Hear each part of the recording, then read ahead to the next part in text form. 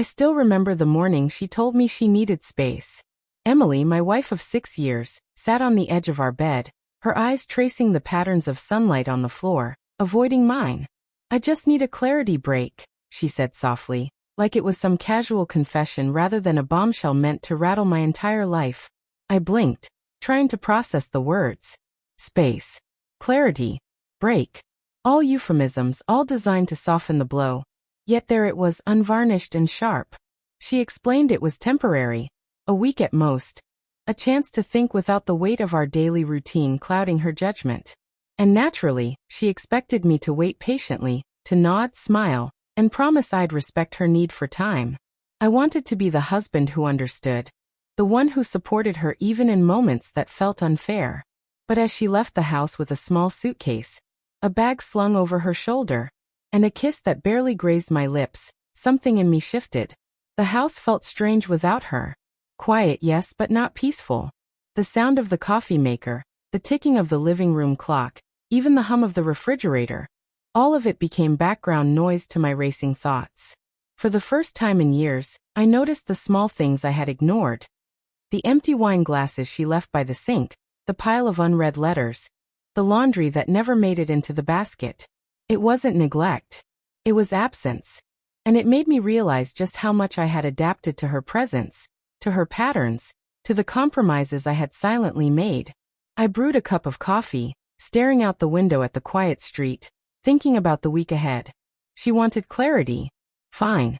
But clarity shouldn't mean I disappear from my own life while she searched for hers. And then it hit me, why wait? Why suspend my life on the promise of a return that might not feel like a return at all? By noon, I had packed a small bag, grabbed a set of keys, and walked out the door. The decision wasn't impulsive, it was inevitable.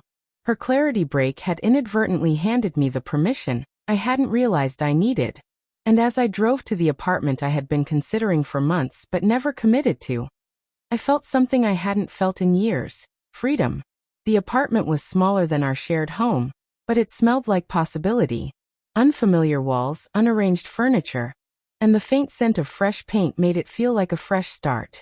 I set down my bag and walked to the window, watching the city move below me, oblivious to the turmoil of my private life.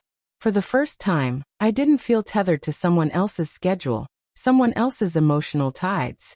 I spent that evening unpacking the essentials, stacking dishes in the cabinet, arranging the couch just so, and making a cup of coffee that tasted sharper than usual.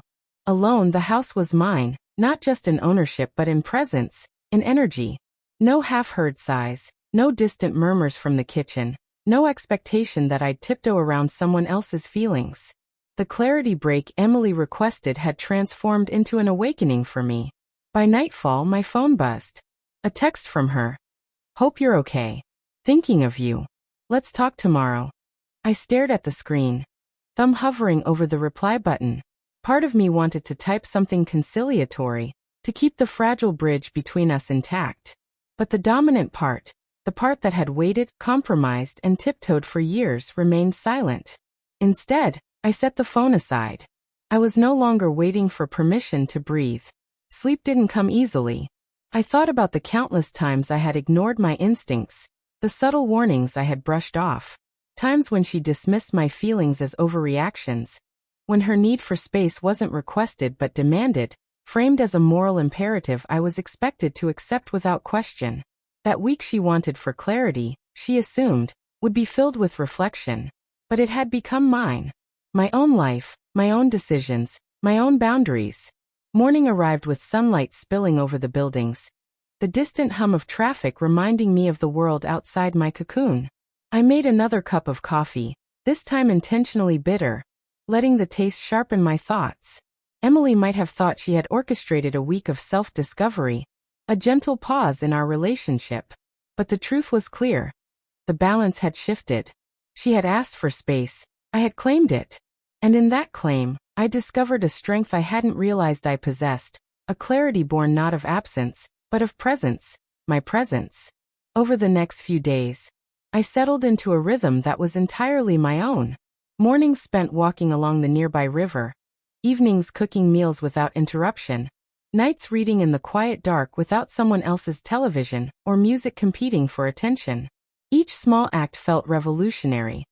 An assertion of my existence outside the orbit of a relationship that had demanded compromise at every turn. Emily called again, this time with a voice trembling somewhere between worry and frustration. I didn't expect you to actually leave, she said. I listened, carefully neutral, as if I were an observer of a life that wasn't entirely mine anymore. She pleaded for conversation, for reassurance, for promises that I was no longer willing to give. Her words, meant to pull me back into her world, had the opposite effect. With every sentence, I realized that the clarity she sought was hers alone. My clarity was already in motion. Friends began noticing the change. Lunches, casual dinners, long walks where conversation flowed freely without compromise or tension. I laughed more, slept more soundly, and most importantly, I recognized my own voice again. A voice that had been quieted over years of accommodation. There was a certain audacity in this newfound freedom, a thrill in reclaiming a life that had been partially surrendered to someone else's emotional whims. By the end of the week, Emily returned briefly, expecting the familiar presence of a husband who would nod, wait, and accept the pause as she had planned. Instead, she found the apartment orderly but unoccupied in spirit. I explained calmly that the clarity break she demanded had also clarified something for me. I could no longer wait for someone to decide when I was allowed to exist fully. It wasn't bitterness that filled my voice, but certainty. She left again that evening, and for the first time, I didn't feel the pull to follow, to explain or to persuade. The house was mine in every sense that mattered. The clarity break that was supposed to test me, or force me into patience, had revealed a truth neither of us could deny. Sometimes, claiming your own space is the ultimate act of love, for yourself. And as I sat by the window, watching the city lights flicker against the dark, I finally understood that freedom isn't granted, it's taken. And this time, I had taken it for good.